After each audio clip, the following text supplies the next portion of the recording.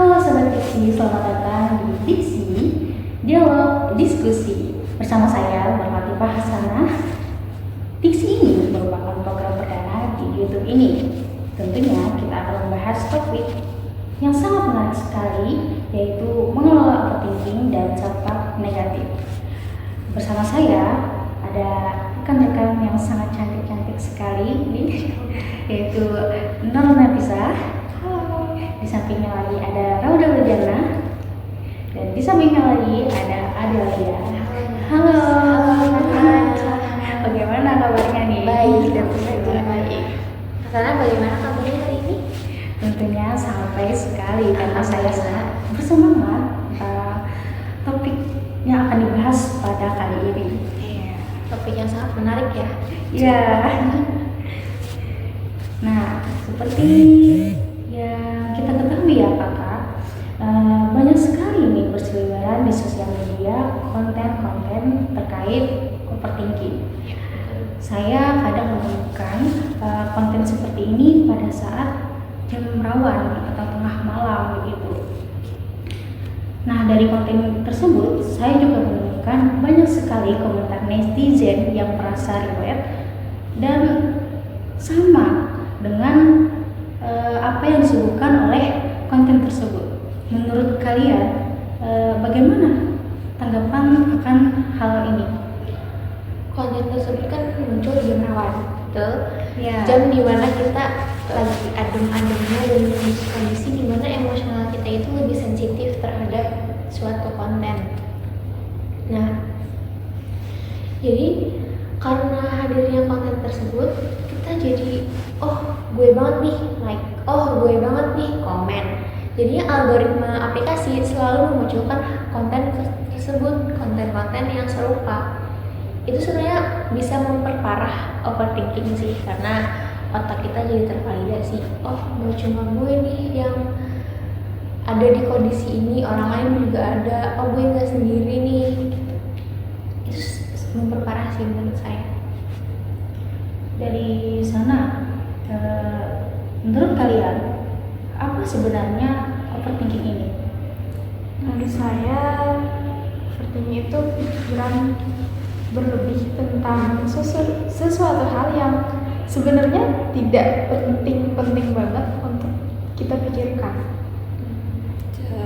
Jadi kondisi ketika seorang terasa terlalu banyak memikirkan suatu hal ya, secara berlebihan, jadi mentalnya tuh susah dikendalikan, otaknya penuh.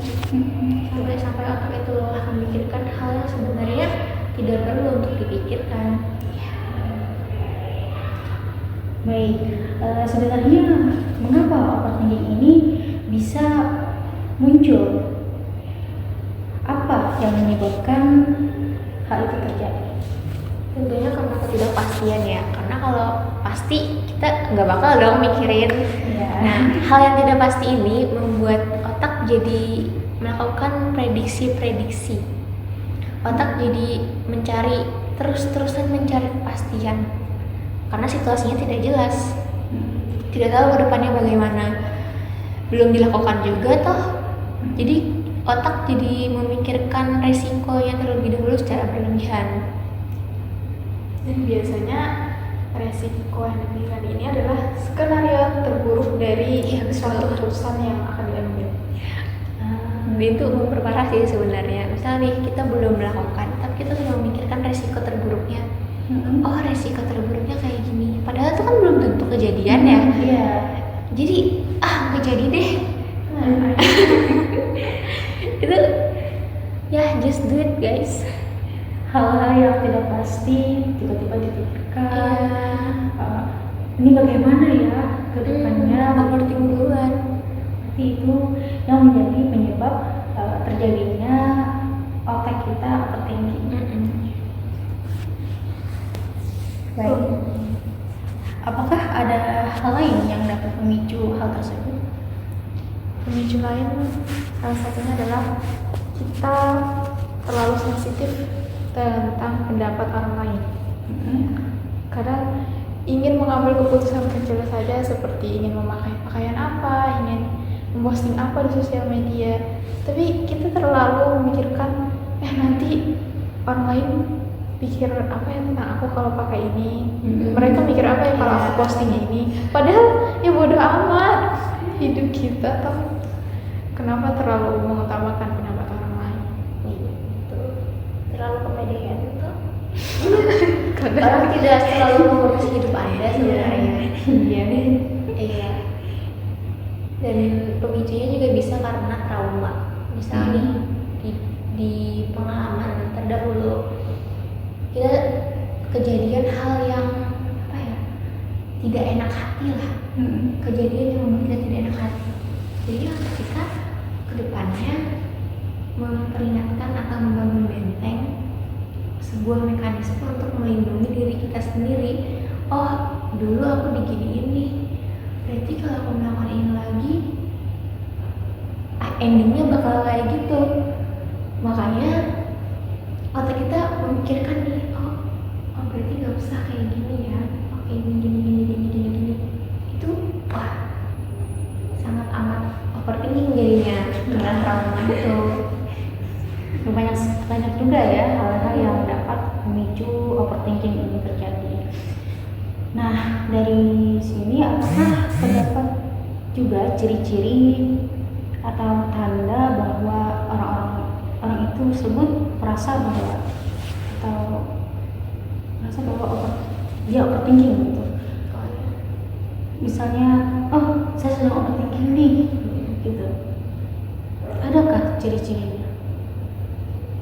Ciri-cirinya yang pertama adalah analisis berlebih pada hal-hal kecil.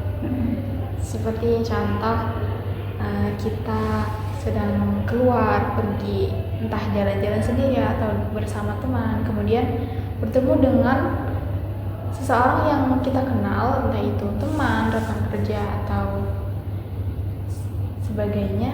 Nah, saat papasan mungkin kita melihat wajah orang ini tidak enak dilihat, seperti cemberut atau terlihat marah. Nah, kita memikirkan itu, kenapa ya kok mukanya dia ini marah? Apa marah sama saya? Atau kok benci sama saya kah? Saya salah. Atau saya salah apa sih kok wajahnya begitu?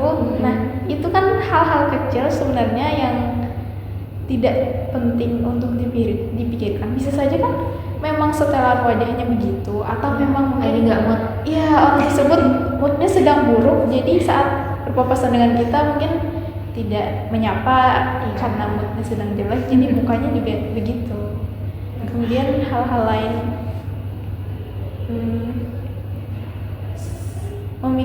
yang seperti tadi, cemas, memikirkan skenario terburuk untuk setiap keputusan yang akan diambil.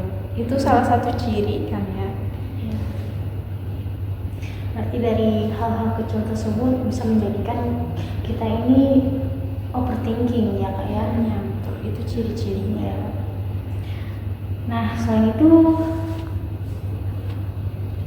kenapa kita jadi sering overthinking? Karena kebiasaan membandingkan diri lewat media sosial ya. Lagi media sosial Iya. Karena generasi sekarang tidak terlepas dari Media sosial. Media sosial itu sudah melekat sekali dengan kehidupan zaman sekarang. Tuh. Jadi di media sosial kan yang terlihat tuh biasanya hanya bagian terbaik orang ya. Betul, tentu saja. Seperti dia sedang liburan, pencapaiannya bagus, keluarganya kok asik sekali nih. Iya, betul. Kelihatan cemara banget ya. Iya, ada cemara iPhone 17 Pro. Iya. Selfie. Memamerkan segala pencapaiannya. Iya. Jadi ketika kita melihat itu secara terus-menerus kan otak mulai membandingkan diri kita ya dengan orang tersebut. Jadi kayak kapan ya kita seperti mereka atau Ya. Karena di komentar netizen ada men ya, katanya kapan ya? Mengharapkan hal yang sama terjadi pada diri kita. Iya, benar sekali. Padahal semua itu ada waktunya sendiri guys. Selain membandingkan diri dengan apa yang ada di media sosial, apakah ada hal lain yang menjadi seseorang sering merasa overthinking, Kak? Seperti yang saya bilang tadi ya, karena mekanisme dari trauma itu. Kadang kan kita sebagai manusia tentunya bisa menganalisis suatu resiko. Iya. Tetapi karena ya orang yang overthinking jadinya memikirkan resiko itu secara berlebihan gitu loh. Dan itu berkemungkinan untuk menggagalkan atau membatalkan hal yang ingin kita lakukan. Oh, kemungkinan terburuknya ini nih. Aduh, gak jadi deh gitu. Padahal bisa jadi loh itu berhasil Iya. dan jadi satu pencapaian baru buat kita, tapi karena overthinking tadi akhirnya tidak, langkah tersebut nggak Padahal diambil. kalau kita lakukan kemungkinannya itu 50% antara gagal dan berhasil. Tapi kalau tidak kita lakukan, kita 100% gagal. Betul. Itu emang Overthinking itu ya 100% gagal sudah. sudah. Karena tidak mencoba sama sekali. Kemudian alasan lain yang membuat overthinker ini selalu overthinking Ya, itu mengonsumsi konten-konten yang berbau sedih, melankoli.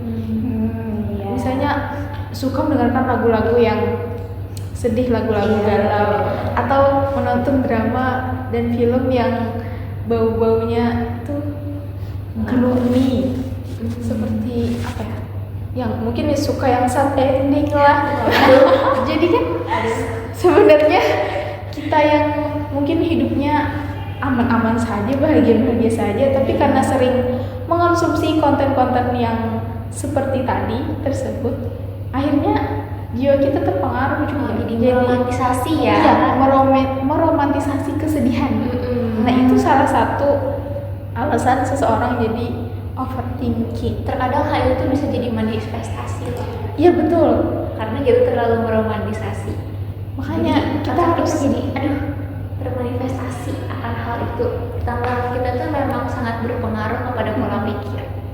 karena awalnya biasa saja, tapi sering mendengar lagu sedih, sering ikut bernyanyi lagu sedih, manifestasi akhirnya bisa jadi itu nanti kejadian kehidupan kita sendiri. Padahal sebelumnya baik-baik saja, ya jadi Tidak baik-baik saja. Gejala. akhirnya overthinkingnya terus berjalan. Iya. Itu bahaya sekali ya. Iya, Bahaya. sangat berdampak. Nah, apakah ada tipe overthinking yang perlu sekali itu? Apakah saya ingin bertanya, apakah ada solusi untuk meminimalisir overthinking ini, Kak?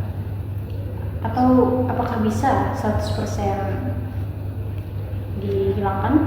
Mungkin? Agak susah. Untuk menghilangkan sepertinya susah, tapi meminimalisir kita bisa. Bisa.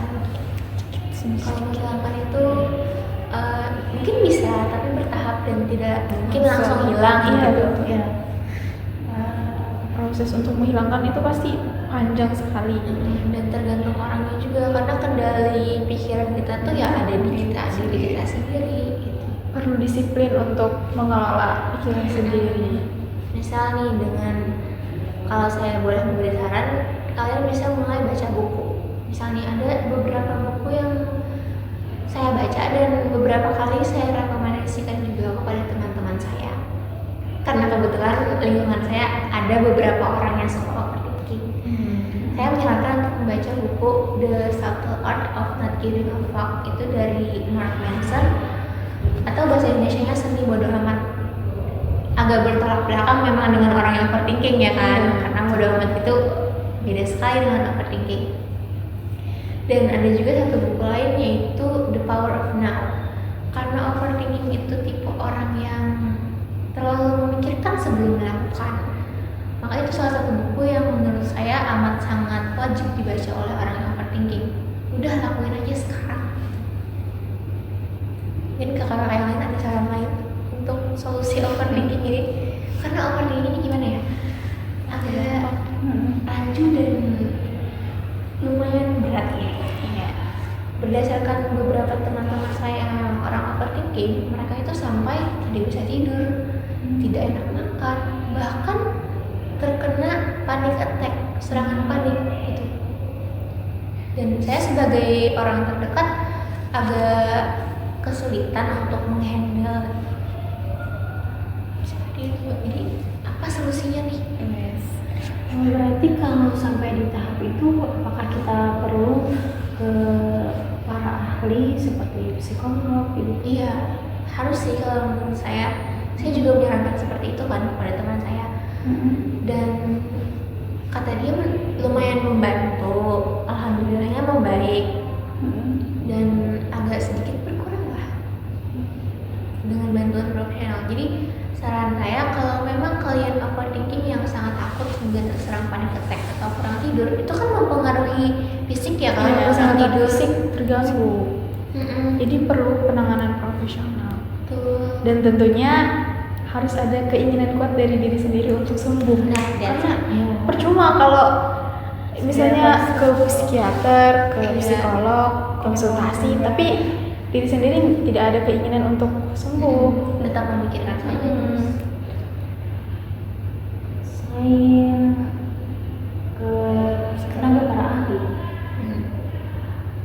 apakah bersyukur, konteksnya itu bersyukur kepada Tuhan, itu dapat mengurangi yang namanya overthinking ini kan? Pasti kan, bersyukur bisa jadi salah satu cara untuk meminimalisir overthinking. Kan seperti yang disebutkan sebelumnya, overthinking itu bisa disebabkan oleh kita yang melihat pencapaian orang lain dan kita berpikir, kok dia sudah sampai di tahap sana, kok dia umur segini sudah mencapai A, B, C, D, dan kok saya belum mencapai apa-apa di umur segini. Nah, jadi kalau kita bisa bersyukur dengan apa yang kita miliki dan apa yang pencapaian yang kita miliki sampai saat ini, itu bisa mengurangi overthinking kita, Mendekatkan diri kepada Tuhan, guys. Karena bukan berarti orang misalnya orang udah punya iPhone 17 Pro Max sedangkan kita masih pakai Oppo. Wah. Bukan berarti kita harus punya iPhone 17 Pro Max juga. sesuai kebutuhan saya. Iya, kebutuhan. Kalau kalian selalu mengikuti gengsi, tidak ada habisnya. Iya, Dan tidak itu pernah bisa memperparah overthinking kalian. Betul. Setiap kali melihat orang beli barang baru, pengen juga, padahal kemampuan diri tidak sanggup. Itu memperburuk overthinking. Apa ya istilah sekarang itu FOMO ya? Ya, Iya, betul. FOMO, betul. Ya, fear of missing out. Tidak ingin ketinggalan. Berarti apa yang sedang update ya di media sosial, oh saya harus juga nih begini. Dan semua berakar kepada media sosial. media. Iya. Oh, jadi akarnya di situ. Salah satu caranya adalah mengurangi interaksi dengan gadget atau sosial Detox media. media sosial, guys. Jadi Coba. yang biasanya puluhan jam per hari mungkin bisa dikurangi bertahap. Mungkin dikurangi dalam 1 minggu dikurangi 1 jam, kemudian minggu selanjutnya dikurangi 2 jam, terus bertahap sampai akhirnya kita bisa terlepas dari ketergantungan gadget. Karena agak mustahil untuk lepas sama Ya, sekali iya. dari gadget itu ya. Karena sekarang Bertahap apa-apa saja dulu. Apalagi kan zaman sekarang itu ponsel itu sudah sangat penting sekali. Iya. Bagi Semuanya dari kita. ponsel kan. Kemana-mana ponsel, bangun tidur lihat ponsel. ponsel. Dan lagi-lagi sebenarnya kendali itu ada di diri kita sendiri. Mau lihat ponsel atau tidak. Kita mau lepas atau tidak, mau ketergantungan terus kah atau bagaimana? Mau sampai kapan?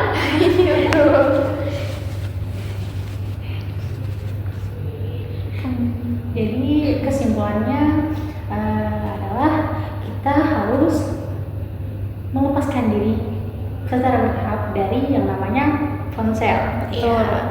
Berbanyak juga syukur kepada Tuhan Kesadaran diri.